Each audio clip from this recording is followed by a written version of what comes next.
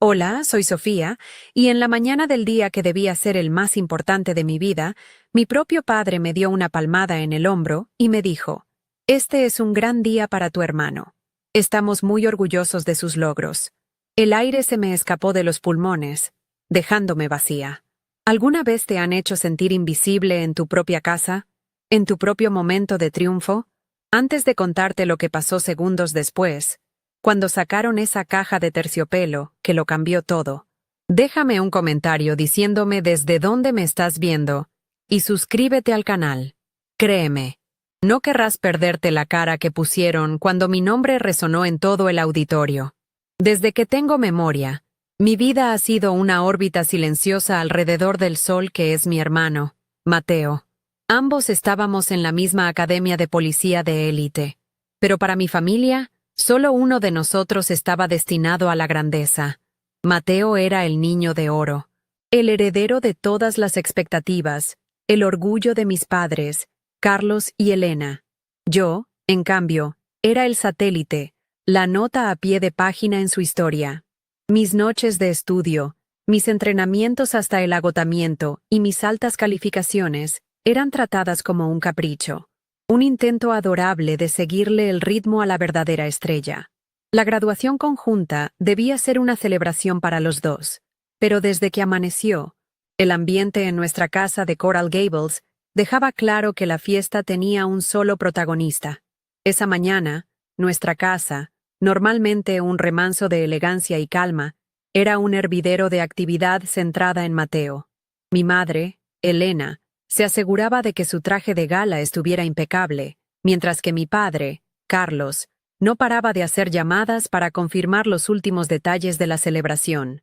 Observaba desde el umbral de la sala, sintiéndome como una extraña. El olor a café recién hecho se mezclaba con el perfume caro de mi madre, y los rayos de sol de la mañana entraban por los ventanales, iluminando los muebles de diseño y las fotos familiares en las que Mateo siempre estaba en el centro, sonriendo con esa confianza que solo tienen aquellos que nunca han dudado de su lugar en el mundo. Yo era solo un fantasma en mi propio hogar. Fue entonces cuando mi padre se acercó. Yo estaba de pie junto a la escalera, repasando mentalmente el protocolo de la ceremonia, cuando sentí su mano en mi hombro. No fue un gesto de cariño, sino uno de posesión y condescendencia, como el que se le da a un niño que necesita consuelo. Me sonrió, pero su mirada pasó por encima de mí, buscando a Mateo en la otra habitación. «Este es un gran día para tu hermano. Estamos muy orgullosos de sus logros», dijo, y cada palabra fue como una pequeña astilla clavándose en mi pecho. No preguntó por mis nervios, ni por mis expectativas. Simplemente me usó como un puente para expresar su orgullo por su único hijo visible. Unos segundos después, el golpe final llegó en forma de una pequeña caja de terciopelo azul oscuro. Mi padre llamó a Mateo, y con un gesto teatral, se la entregó. Dentro había un reloj de lujo, una pieza de más de $5,000 que brillaba bajo las luces del salón. «Para que empieces tu carrera con el pie derecho, campeón», dijo mi padre, su voz rebosante de emoción. Mateo se lo puso en la muñeca, admirándolo con una sonrisa de suficiencia, mientras mi madre lo abrazaba con lágrimas en los ojos. Yo me quedé allí, congelada, viendo cómo el símbolo del éxito de mi hermano se materializaba frente a mí, mientras que para mí no había ni una palabra, ni una mirada de reconocimiento. Como si la humillación no hubiera sido suficiente, mi madre se giró hacia mí, su rostro todavía iluminado por la emoción del momento de Mateo. «Sofía, cariño», dijo con una dulzura que me revolvió el estómago, «¿podrías llamar al servicio de Catherine? Solo para confirmar que todo está en orden para la fiesta de tu hermano». La fiesta de tu hermano. Esas palabras resonaron en el silencio de mi mente. No era nuestra fiesta, era suya. En ese instante, dejé de ser una cadete a punto de graduarse para convertirme oficialmente en la asistente no remunerada del evento. La tristeza que me había estado ahogando se evaporó, y en su lugar, sentí un frío y pesado manto de determinación asentarse sobre mis hombros. No era la primera vez. Recuerdo perfectamente mi cumpleaños número 17, cuando Mateo, que ya tenía 18, recibió un auto nuevo como regalo, adelantado. Yo recibí una tarjeta de regalo para una tienda de ropa. Recuerdo las cenas familiares donde mis logros académicos eran mencionados de pasada, solo para dar pie a una larga conversación sobre el último partido de fútbol de Mateo o sus planes de negocio. Durante años, había internalizado esa narrativa, creyendo que quizás mi valor era realmente menor, que mis sueños eran una versión pálida de los suyos. Pero esa mañana, con la imagen del costoso reloj en su muñeca y la petición de mi madre resonando en mis oídos, algo se rompió para siempre. Sin decir una palabra, me di la vuelta y subí las escaleras hacia mi habitación. No lloré. Las lágrimas se sentían como un lujo que ya no podía permitirme. Una emoción que pertenecía a la Sofía que todavía esperaba la aprobación de sus padres. La nueva Sofía, la que nació en ese salón en medio de la celebración de su hermano, no necesitaba su validación. Mi cuarto era mi santuario, un espacio ordenado y disciplinado que contrastaba con el lujo ostentoso del resto de la casa. Era el único lugar donde yo era la protagonista de mi propia historia, donde mis esfuerzos y sacrificios eran reales y tangibles. Allí, colgado en la puerta del armario, estaba mi uniforme de gala. Estaba perfectamente planchado, las insignias pulidas hasta brillar, y las botas reflejando mi rostro como un espejo oscuro. Lo miré durante un largo rato, y una calma increíble me invadió. No iba a haber una confrontación, ni un discurso lleno de reproches. Mi plan era mucho más simple, y, a la vez, mucho más poderoso. Iba a dejar que la verdad hablara por sí misma. Iba a permitir que mis logros, esos que ellos nunca se molestaron en ver, fueran anunciados en un escenario donde su opinión no tenía ningún valor. Hoy no era el gran día de mi hermano, era el mío, y ellos estaban a punto de descubrirlo. Terminé de vestirme en el silencio de mi habitación, cada botón de la chaqueta de gala cerrándose como un sello sobre la persona que había sido hasta esa mañana. El uniforme se sentía diferente, ya no como un disfraz para encajar, sino como una armadura que yo misma había forjado. Escuché la voz de mi madre llamándome desde el pie de la escalera, con un tono de impaciencia que delataba su ansiedad por no llegar tarde al gran día de Mateo. Respiré hondo, miré mi reflejo en las botas pulidas, y vi a una oficial, no a una hija invisible. Bajé las escaleras con la espalda recta y la mirada fija, pasando junto a ellos sin ofrecer una disculpa por mi tardanza. Mi padre ni siquiera levantó la vista del teléfono. Mi madre solo me hizo un gesto apresurado para que saliera. El viaje hacia mi futuro había comenzado, y ellos ya se estaban quedando atrás. El trayecto en el Mercedes de mi padre hacia la academia fue una tortura silenciosa. Los 20 minutos que separaban nuestra casa de Coral Gables del recinto se sintieron como una eternidad. Mis padres llenaban el espacio con una conversación animada y exclusiva con Mateo. Hablaban de los contactos que mi padre ya había movido para asegurarle una buena posición inicial, de los amigos de la familia que estarían en la ceremonia esperando para felicitarlo, y de los planes para la fiesta de esa noche. Yo iba sentada en el asiento trasero, mirando por la ventanilla cómo los lujosos suburbios se transformaban en la arquitectura más funcional de la ciudad.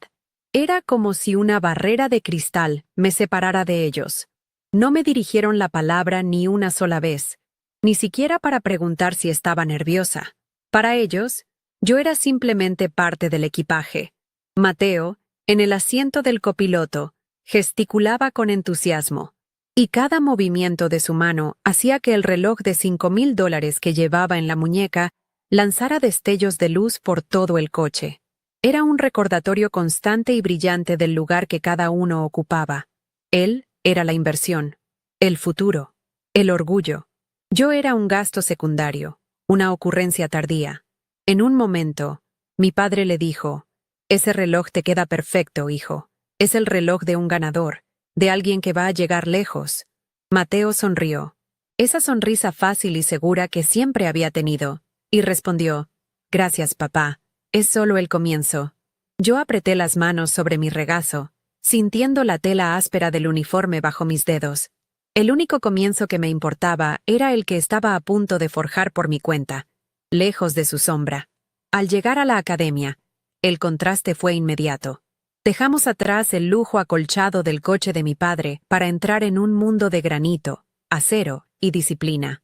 Este era mi territorio, el lugar donde mi apellido no importaba, solo mi rendimiento. Mientras mi familia miraba a su alrededor con una mezcla de curiosidad y condescendencia, yo sentí una oleada de pertenencia. Aquí, yo no era la hermana de Mateo, era la cadete Sofía. Mis pasos resonaban con confianza sobre el suelo de mármol del vestíbulo principal. Ellos caminaban un poco detrás de mí, como si fueran visitantes en mi mundo por primera vez, y por un breve instante, la dinámica de poder pareció invertirse. Pero fue solo una ilusión que se rompió en cuanto nos encontramos con otros padres. Fue entonces cuando vi al comandante Reyes, mi mentor y el instructor más respetado de toda la academia. Era un hombre de pocas palabras, pero de una integridad inquebrantable. Fue el único que vio más allá de mi silencio y reconoció la tenacidad en mis ojos desde el primer día. Nuestros caminos se cruzaron en el abarrotado vestíbulo. Mi familia ni siquiera lo notó, demasiado ocupada saludando a unos conocidos. El comandante Reyes se detuvo frente a mí, me miró directamente a los ojos, y con un leve asentimiento de cabeza, dijo: «Buen trabajo, cadete. Hoy es su día». No había condescendencia en su voz, solo un profundo y genuino respeto. Esa simple frase, esa validación de alguien a quien yo admiraba, fue como un bálsamo para las heridas invisibles que mi familia me había infligido esa mañana. La ilusión de poder se desvaneció rápidamente.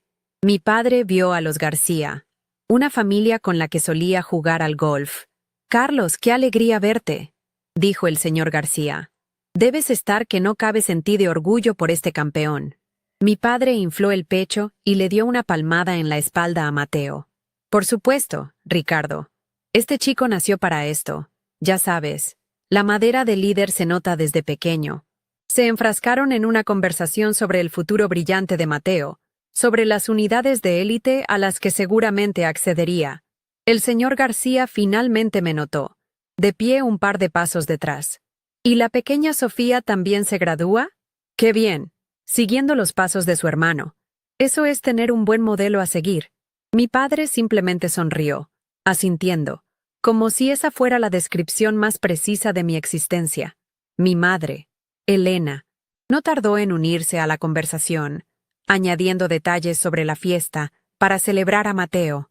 Hablaba del menú, de la música, de la lista de invitados importantes. Escucharla me hizo darme cuenta de que su ceguera no era pasiva, era una elección activa. Ella ayudaba a construir el pedestal sobre el que se alzaba mi hermano, y al hacerlo, cavaba el foso en el que yo desaparecía. La señora García, con la mejor de las intenciones, me preguntó: «¿Y tú, Sofía? ¿Estás emocionada?» Antes de que pudiera responder, mi madre intervino con una risa ligera. «Oh, está encantada. Siempre ha admirado mucho a su hermano. Está feliz de compartir este día con él». Me anularon una vez más, hablando por mí, definiendo mis sentimientos para que encajaran en su cómoda narrativa familiar. Fue en ese momento cuando mi padre, queriendo impresionar aún más a su amigo, dejó caer la bomba que solidificó la injusticia en algo más que emocional. «Y esto es solo el principio, Ricardo», dijo con un aire de conspiración. «Ya le estamos buscando un buen condominio en Brickell a Mateo, para que empiece con todo, como debe ser. Una buena base para su futuro. Un condominio en Brickell. Cientos de miles de dólares». La cifra flotó en el aire, tan pesada y real como el reloj en la muñeca de mi hermano. De repente, el favoritismo tenía un precio. Una etiqueta tangible que demostraba exactamente cuánto valía yo en comparación. Sentí un frío glacial recorrer mi espalda, pero mi rostro permaneció impasible. La procesión iba por dentro. Recordé con una claridad dolorosa a la vez que, hacía 2 años, les pedí ayuda para pagar un curso de tiro táctico avanzado que costaba $800. Un curso que no era obligatorio, pero que yo sabía que me daría una ventaja crucial. La respuesta de mi padre fue un sermón sobre la importancia de no hacer gastos innecesarios y sobre cómo la academia ya me proporcionaba todo lo que necesitaba. «El dinero no crece en los árboles, Sofía», me había dicho. Y ahora, Estaban planeando comprarle una propiedad de lujo a mi hermano como regalo de graduación. La hipocresía era tan descarada, tan monumental, que ya no dolía. Simplemente lo aclaraba todo. Yo no era parte de su plan de futuro. Era una espectadora. Nos dirigimos hacia el gran salón de ceremonias. El auditorio estaba lleno de familias orgullosas, de uniformes impecables y de una atmósfera de solemnidad y expectación. Mis padres encontraron sus asientos en las primeras filas, asegurándose de que Mateo estuviera bien visible. Yo, en cambio, me separé de ellos sin una palabra y fui a tomar mi lugar asignado entre mis compañeros cadetes. Desde mi asiento, podía ver sus nucas. Veía a mi padre hablando animadamente con la persona de al lado, seguramente presumiendo de su hijo. Vi a mi madre retocándose el maquillaje en un pequeño espejo. Estaban en su mundo, y por primera vez en mi vida, me sentí completamente liberada de la necesidad de entrar en él. Las luces del auditorio comenzaron a atenuarse, y un silencio respetuoso se apoderó de la sala. El comisionado general subió al podio, su presencia imponente llenando el escenario. Las banderas del Estado y del país flanqueaban el estrado, y el aire se cargó de un patriotismo solemne. Miré a mi alrededor, a los rostros de mis compañeros, todos con la misma mezcla de nerviosismo y orgullo. Habíamos trabajado incansablemente durante años para llegar a este momento. Habíamos sudado, sangrado y sacrificado partes de nosotros mismos que nuestras familias nunca conocerían. Y en ese instante, supe con una certeza absoluta que lo que estaba a punto de suceder no era una venganza. Era justicia. Una justicia silenciosa, ganada a pulso en la oscuridad, que finalmente saldría a la luz. El discurso del comisionado general comenzó, llenando el auditorio con una voz profunda y resonante, que hablaba de deber, honor y sacrificio.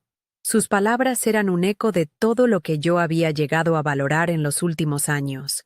Un credo que me había sostenido en las noches de insomnio y en los entrenamientos más brutales. Sentada entre mis compañeros, todos unidos por el mismo uniforme y el mismo propósito, sentí una conexión que nunca había experimentado en mi propia casa. Por primera vez, no me sentía como un satélite en la órbita de alguien más, sino como una estrella en mi propia constelación. El zumbido de la aprobación de mis padres ya no era una frecuencia que necesitara sintonizar. Estaba en mi propio universo, y las leyes de la física de mi familia ya no aplicaban aquí. La ceremonia avanzó con una precisión casi militar. Uno a uno, los cadetes eran llamados al escenario en estricto orden alfabético para recibir sus diplomas. Era un ritual solemne y repetitivo. Pero para cada familia, el momento en que su hijo o hija cruzaba el escenario era el centro del universo. Cuando llamaron a Mateo Vargas, mis padres se pusieron de pie. Mi padre sacó su celular para grabar, mientras mi madre aplaudía con un fervor que parecía destinado a llenar el silencio de todo el auditorio. Escuché sus gritos de «¡Ese es mi hijo!». Mateo caminó con su habitual aire de confianza. Aceptó su diploma con una sonrisa deslumbrante y saludó a la multitud como si fuera una estrella de cine. Mi familia se sentó, radiante, como si la ceremonia ya hubiera terminado para ellos. Unos minutos después, el presentador llamó: Sofía Vargas. Me levanté y caminé hacia el escenario con pasos firmes y medidos. El uniforme se sentía como una segunda piel, una armadura forjada en disciplina. Mientras cruzaba el escenario, busqué a mi familia en la audiencia. Vi a mi padre darle un aplauso corto y casi distraído antes de volver a mirar su teléfono.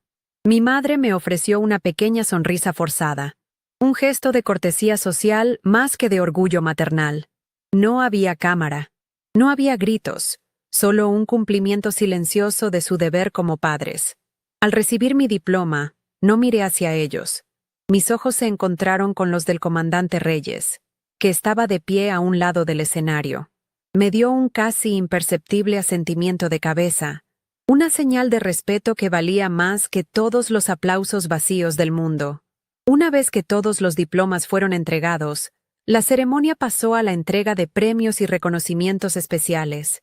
El ambiente se volvió más tenso, más expectante. El presentador comenzó a anunciar los galardones por logros específicos. la medalla a la aptitud física, el premio a la puntería, la mención por excelencia académica. Con cada premio anunciado, veía a mis padres enderezarse en sus asientos, sus miradas fijas en el escenario, esperando escuchar el nombre de Mateo. Se susurraban cosas el uno al otro, sonriendo con anticipación. Eran como espectadores en una carrera de caballos que habían apostado todo su dinero en el favorito, sin siquiera considerar a los otros competidores. Su certeza era tan absoluta que resultaba casi dolorosa de presenciar. Entonces, sucedió. El presentador anunció, y el premio a la iniciativa de liderazgo es para el cadete, Mateo Vargas. El auditorio estalló en aplausos, pero ninguno tan fuerte como el de mis padres. Carlos se puso de pie de un salto, gritando, ¡Bravo! ¡Campeón! Elena tenía lágrimas de felicidad corriendo por sus mejillas. Fue un momento de validación total para ellos, la confirmación de todo lo que siempre habían creído.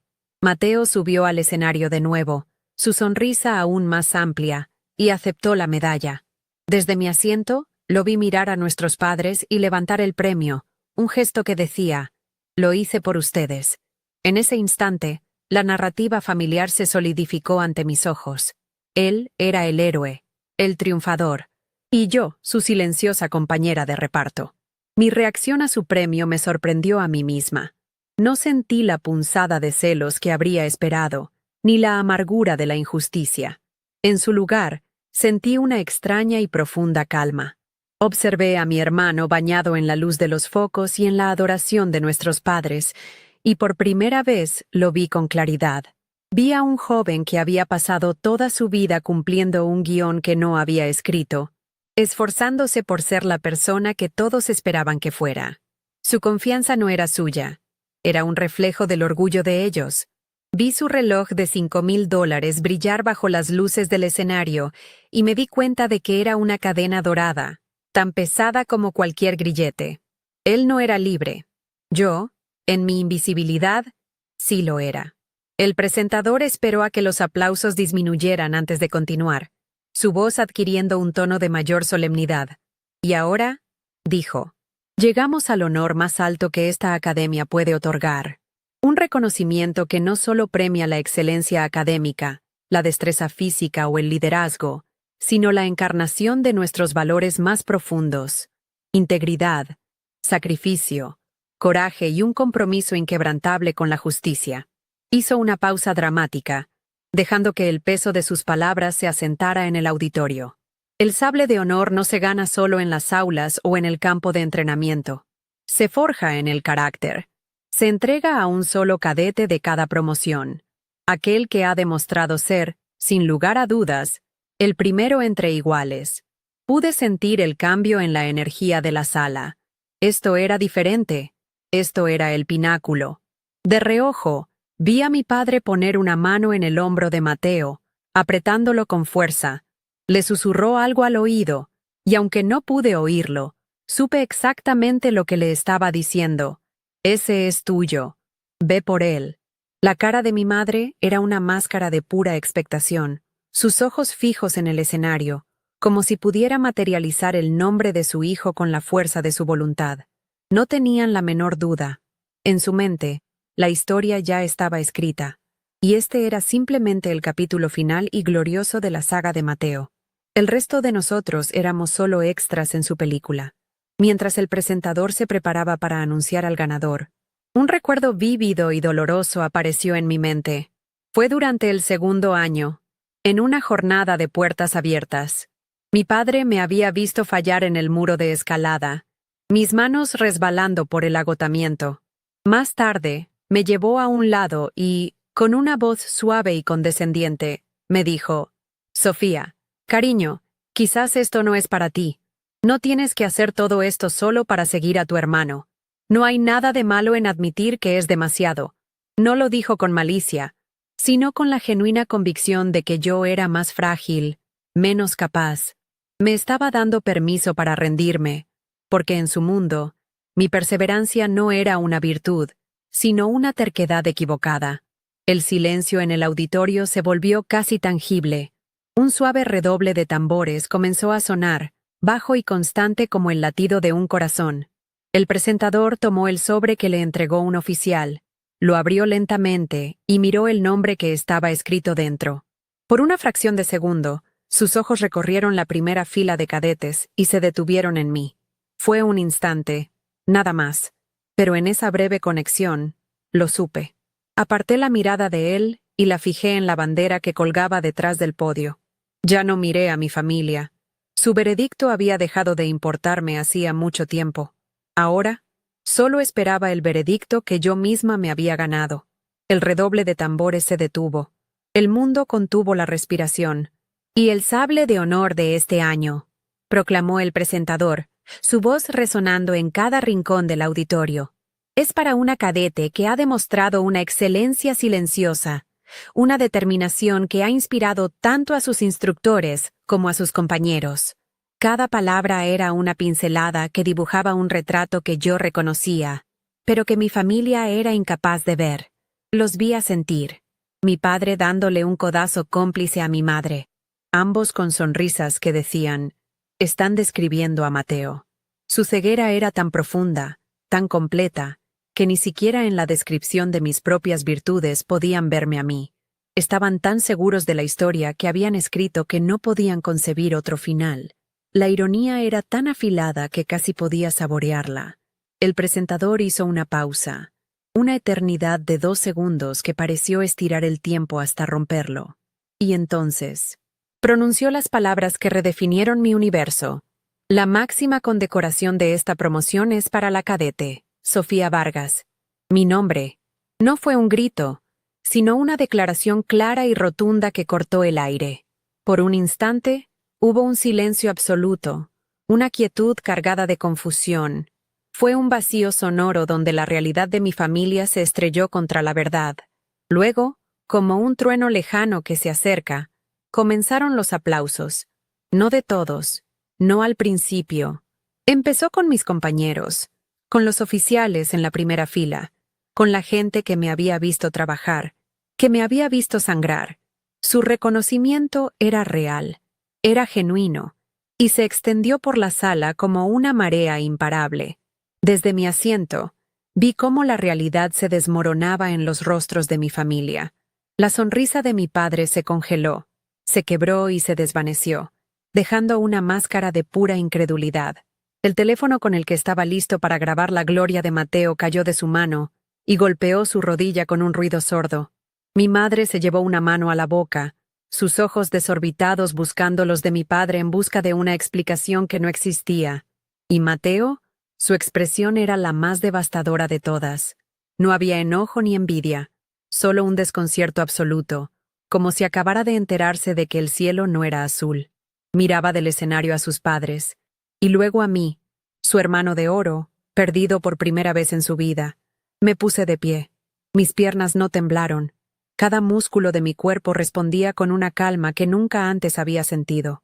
Mientras caminaba por el pasillo hacia el escenario, el mundo pareció moverse en cámara lenta. Sentía cientos de ojos sobre mí, pero los únicos que me importaban eran los de mi familia. Su mirada era como un ancla que había intentado mantenerme en el fondo durante toda mi vida, pero en ese momento, la cadena finalmente se rompió. Cada paso que daba era una afirmación de mi existencia. Un paso lejos de la sombra en la que me habían confinado. Ya no era la nota a pie de página en la historia de Mateo. Estaba escribiendo mi propio titular. Al subir los escalones del escenario, el comisionado general me esperaba con el sable de honor en sus manos. El sable era una pieza magnífica, con una empuñadura ornamentada y una hoja que brillaba bajo las luces. Era pesado, mucho más de lo que imaginaba. Era el peso de la responsabilidad, del mérito, del respeto ganado. El general me saludó con una formalidad impecable, un gesto de un superior a otro que contrastaba brutalmente con la palmada condescendiente que mi padre me había dado esa mañana. Tomé el sable con ambas manos, sintiendo el frío del acero a través de mis guantes blancos. Este objeto no era un regalo para asegurar un futuro. Era el resultado de un pasado de sacrificio. Con el sable en mi poder, me giré para enfrentar al auditorio y caminé hacia el podio. El aplauso finalmente se calmó, dando paso a un silencio expectante. Mi mirada recorrió la multitud y se detuvo, por última vez, en mi familia. Estaban sentados, encogidos en sus asientos, como si las luces del escenario fueran demasiado brillantes para ellos. Parecían pequeños, insignificantes, despojados de la arrogancia que los había definido durante tanto tiempo. El lujoso reloj en la muñeca de Mateo, que antes me había parecido un faro de su éxito, ahora se veía como lo que era: un simple trozo de metal caro, vacío de todo significado real. Mi sable, en cambio, contaba una historia. Fue en ese momento, de pie frente a todos, cuando mi plan silencioso se cristalizó en una acción final. Mi discurso de aceptación estaba preparado, unas cuantas frases de agradecimiento estándar, pero al mirar sus rostros rotos, supe que no podía pronunciar esas palabras vacías. Mi verdadero discurso no sería para ellos, ni sobre ellos. No habría reproches, ni un «se los dije». Mi victoria no necesitaba su derrota para ser completa. Mi victoria consistía en demostrarles, con mi indiferencia, que su opinión había dejado de ser el barómetro de mi valor. Mi silencio hacia ellos sería más elocuente que cualquier palabra de acusación. Recordé las palabras del comandante Reyes. Hoy es su día. Y lo era. Era el día en que dejaba de buscar mi reflejo en los ojos de mi familia para encontrarlo en el brillo de mi propio sable. Era el día en que el uniforme de gala que había colgado en mi armario como una promesa se convertía en la armadura de una nueva identidad, una que yo había forjado con mi propio sudor y determinación. La Sofía que había bajado las escaleras esa mañana, invisible y herida, había muerto. En su lugar, de pie en ese escenario, había una oficial, una líder, una mujer completa por sí misma. El plan ya no era solo dejar que la verdad saliera a la luz. El plan era abrazar esa verdad y usarla como el cimiento de mi futuro. Un futuro en el que su aprobación no sería ni buscada ni necesaria. Miré más allá de sus rostros confundidos, hacia mis compañeros, hacia mis mentores, hacia las personas que representaban el mundo al que ahora pertenecía por derecho propio. Eran mi nueva familia, una forjada en el respeto mutuo y el sacrificio compartido, no en la sangre y la decepción. La humillación de la mañana se había transformado en el combustible de mi liberación. Respiré hondo, sintiendo el peso del sable en una mano y la ligereza de mi libertad en la otra. Me incliné hacia el micrófono. El silencio del auditorio era un lienzo en blanco esperando mis primeras palabras. No iba a contar mi historia de dolor.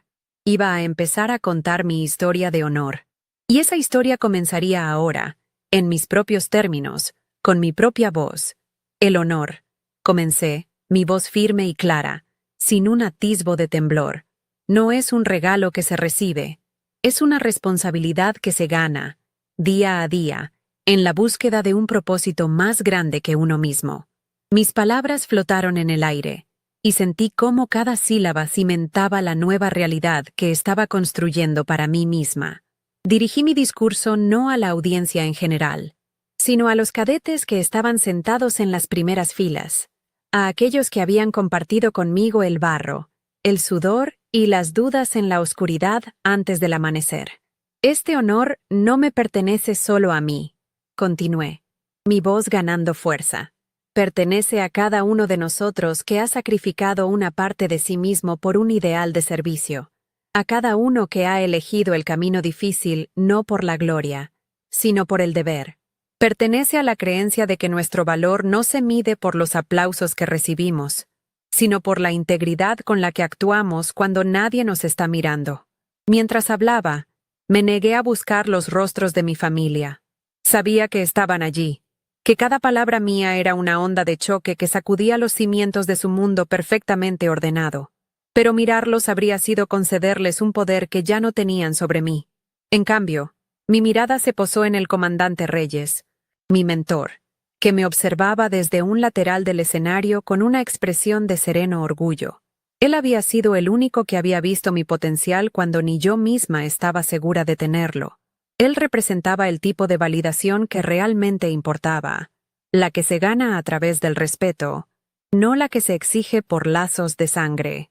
Mi silencio hacia mi familia fue mi declaración final de independencia. Concluí mi breve discurso agradeciendo a la academia y a mis instructores por haberme enseñado el verdadero significado del liderazgo. Gracias por enseñarme que un verdadero líder no camina delante de los demás para ser visto, sino que camina junto a ellos para asegurarse de que nadie se quede atrás. Al decir esto, levanté ligeramente el sable de honor, dejando que la luz se reflejara en su hoja pulida. Era un contraste deliberado y silencioso con el ostentoso reloj que mi hermano llevaba en la muñeca, un objeto diseñado para ser admirado individualmente. El sable, en cambio, era un símbolo de servicio colectivo, de un honor que trascendía lo personal. En ese instante, el regalo de $5,000 de mi padre pareció lo que era, un intento vacío de comprar la grandeza. El auditorio estalló en una ovación de pie. El aplauso fue atronador, pero no uniforme. Comenzó con la primera fila de oficiales y se extendió como una ola a través de las filas de cadetes, mis compañeros, antes de llegar finalmente al resto de la sala. Fue un reconocimiento que venía desde el núcleo de la institución, desde la gente que entendía el sacrificio que representaba ese sable. De reojo, vi a mi familia.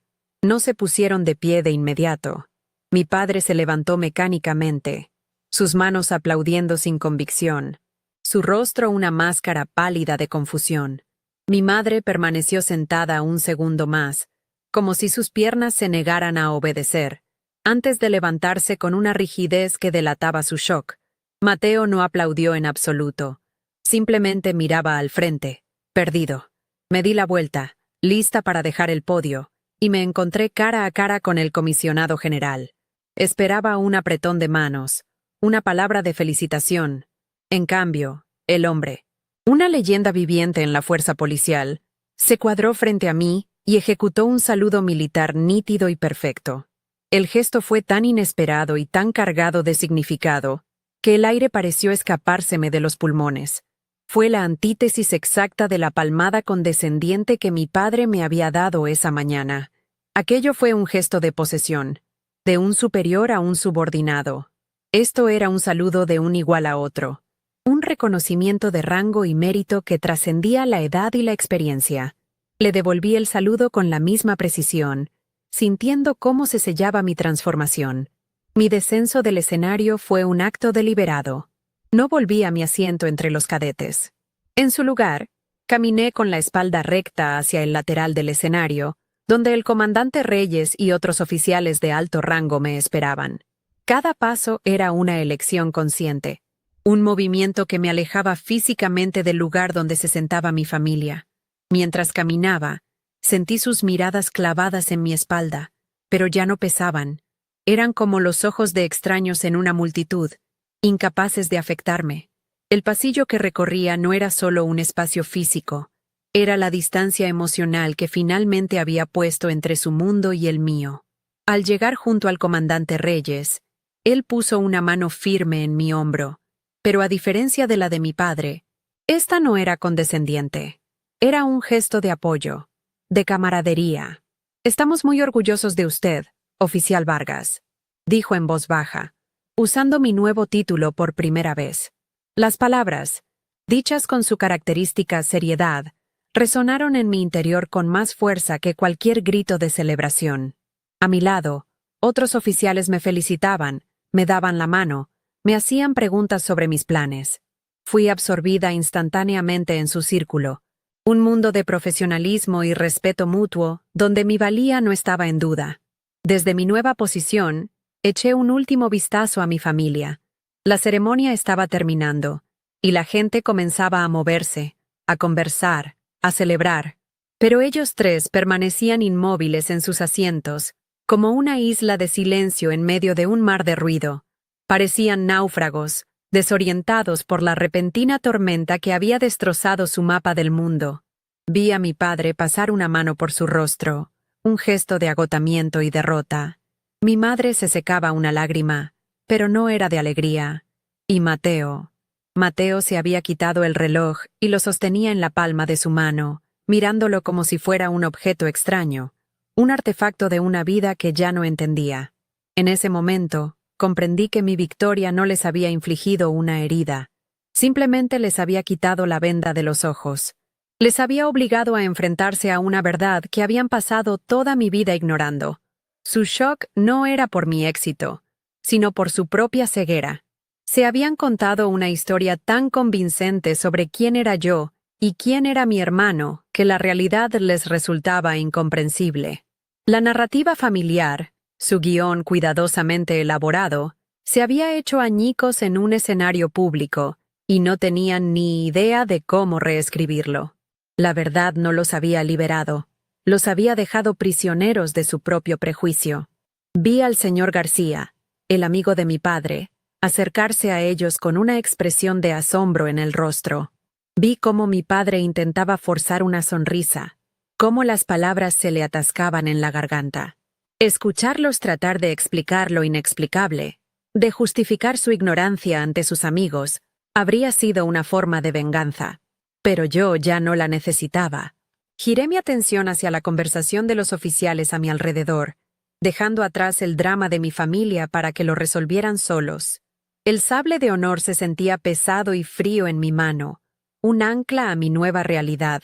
No era un trofeo para exhibir en la chimenea de la casa de mis padres, junto a las medallas de Mateo. Era una herramienta, una responsabilidad y un recordatorio. Un recordatorio de que la batalla más dura que había librado no fue en el campo de entrenamiento, sino en el silencioso pasillo de mi propia casa. Y esa batalla, la batalla por mi propia existencia, finalmente la había ganado. No con un grito, sino con el peso silencioso y afilado de la verdad. La celebración posterior a la ceremonia fue un evento al que no asistí. Mientras mis compañeros se reunían con sus familias para tomar fotos y recibir felicitaciones, yo me fui con el comandante Reyes y un pequeño grupo de oficiales a una cafetería sencilla cerca de la academia. Nadie mencionó a mi familia. Hablamos del futuro, de las asignaciones, de los desafíos que nos esperaban. Sentada allí, con el sable de honor cuidadosamente apoyado en la silla a mi lado, me sentí más en casa que en la lujosa mansión de Coral Gables. El olor a café quemado y el sonido de las risas genuinas de mis colegas eran el verdadero aroma del éxito. Esa noche, por primera vez, no volví a la casa de mis padres. Me quedé en el pequeño apartamento que había alquilado cerca del campus, un lugar que pagaba con mi propio dinero y que ellos apenas sabían que existía. Los días que siguieron fueron un torbellino de trámites y preparativos para mi primera asignación. Mi teléfono vibraba constantemente con llamadas y mensajes de mis padres, los cuales ignoré sistemáticamente. No lo hacía por rencor, sino por autoprotección. Sabía que cualquier conversación en ese momento estaría contaminada por su shock y su necesidad de reescribir la historia para sentirse cómodos de nuevo. Necesitaba que el silencio se asentara, que la nueva realidad echara raíces antes de enfrentarlos. Una tarde, una semana después de la graduación, tocaron a mi puerta. Eran ellos, Carlos y Elena. Se veían fuera de lugar en el pasillo de mi modesto edificio, sus ropas caras y su aire de superioridad desentonando con el entorno. Los dejé pasar, pero no les ofrecí asiento. Nos quedamos de pie en mi pequeña sala, un espacio que apenas contenía la tensión entre nosotros. Mi padre fue el primero en hablar, su voz carente de la habitual autoridad. «Sofía, no entendemos qué pasó», dijo, como si yo tuviera la obligación de explicarles mi éxito. Siempre pensamos que Mateo era el que... No pudo terminar la frase. No fue una disculpa, sino una confesión de su propia ceguera. Lo miré directamente a los ojos, sin ira, solo con una claridad agotadora. «Ustedes pensaron exactamente lo que querían pensar», respondí con calma. «El problema no fue mi falta de logros, sino su falta de atención». Mi madre intervino, sus ojos llenos de lágrimas que ya no me conmovían. «Pero somos tu familia. ¿Por qué este silencio? ¿Por qué esta distancia? Nos estás castigando». Su voz temblaba, pero sus palabras seguían centradas en su propio dolor, en su propia ofensa. No entendía que esto no era un castigo para ellos, sino una liberación para mí. «No los estoy castigando, mamá. Le dije, mi voz suave pero firme. Estoy estableciendo los términos de cómo quiero ser tratada de ahora en adelante. El respeto no es opcional, y ya no estoy dispuesta a vivir sin él. Pueden ser mi familia, pero ya no tienen derecho a definirme. La conversación no llegó a ninguna parte, porque no había un destino común al que pudiéramos llegar. Ellos querían que todo volviera a la normalidad, a su normalidad, y yo había demolido esa estructura para siempre. Se fueron en silencio, dejando un vacío que no era doloroso, sino pacífico. Esa fue la última vez que intentaron imponerme su narrativa. Nuestra relación, a partir de ese día, se convirtió en una serie de interacciones cortas y superficiales durante las festividades, llenas de temas seguros y una distancia emocional que ambos lados respetaban tácitamente. Nunca se disculparon de verdad, y yo dejé de esperar que lo hicieran. Unas semanas más tarde, Mateo vino a verme. Vino solo, lo cual me sorprendió. Se sentó en el único sillón de mi sala y durante un largo rato, simplemente miró el costoso reloj que todavía llevaba en la muñeca. Lo vendí, dijo finalmente, sin mirarme. El condominio en Brickell. Le dije a papá que no lo quería, que no me lo había ganado. Levantó la vista, y por primera vez en su vida, vi incertidumbre en sus ojos. Lo siento, Sofía. Estaba tan ocupado siendo el niño de oro, que nunca me detuve a mirar a mi lado. Nunca te vi de verdad. No había excusas en su voz, solo un reconocimiento tardío y doloroso. No sentí la necesidad de perdonarlo, porque ya no lo culpaba. Él también había sido una víctima de la narrativa de mis padres, aunque una con muchos más privilegios. Está bien, Mateo, le dije, y lo decía en serio. Ahora tienes la oportunidad de averiguar quién eres sin que ellos te lo digan. Nuestra relación no se transformó en una amistad profunda de la noche a la mañana, pero ese día, la rivalidad impuesta se disolvió. Se convirtió en algo nuevo, algo más honesto. Dos extraños que compartían un pasado, aprendiendo a conocerse como iguales por primera vez. Se convirtió en una neutralidad tranquila, libre del peso de las expectativas. Mi vida profesional despegó. Mi asignación fue en una unidad respetada, y me sumergí en mi trabajo con la misma determinación silenciosa que me había llevado hasta allí. El sable de honor no estaba colgado en una pared para que todos lo vieran. Lo guardaba en su estuche, en un lugar privado. No era un trofeo, era un recordatorio personal de lo que era capaz de lograr por mi cuenta. Con mi sueldo, empecé a ahorrar para el pago inicial de mi propio lugar, uno que nadie me regalaría, uno que cada centímetro cuadrado sería mío, ganado con mi esfuerzo. La idea de un condominio de lujo en Brickell ya no era un símbolo de injusticia, sino una meta lejana que alcanzaría en mis propios términos. Hoy, mi relación con mi familia es educada, pero distante. Nos vemos en Navidad y en algunos cumpleaños. Las conversaciones son breves, superficiales. Me preguntan por mi trabajo con un respeto casi temeroso, y yo les pregunto por sus vidas con un interés genuino pero limitado. Carlos y Elena nunca recuperaron la certeza con la que gobernaban sus vidas. Mi éxito les dejó una duda permanente sobre su propio juicio. Mateo está forjando su propio camino, con más tropiezos pero también con más autenticidad. Ya no soy invisible para ellos. Pero lo más importante es que su aprobación se ha vuelto irrelevante para mí. Mi valor nunca dependió de que ellos lo vieran. Solo estaba esperando el momento de verlo yo misma. Al final, lo que aprendí no fue a ser más fuerte en el campo de batalla, sino en el silencioso pasillo de mi propia mente. La lección más grande que me dejó esa ceremonia no fue sobre ganar premios o superar a mi hermano. Fue sobre el peligro de permitir que el amor de tu familia se convierta en la jaula que te impide volar.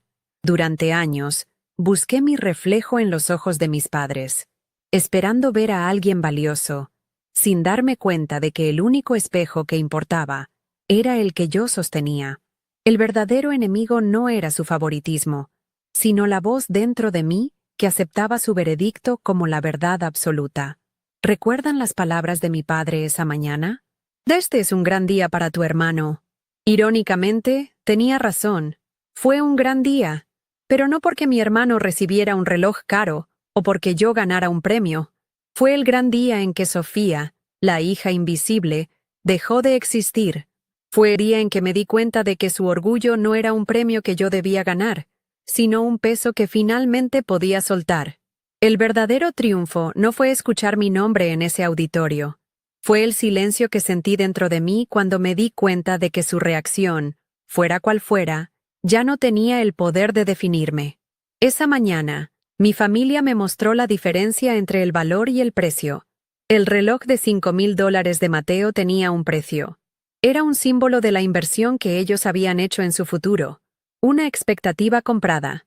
Mi sable de honor, en cambio, tenía valor.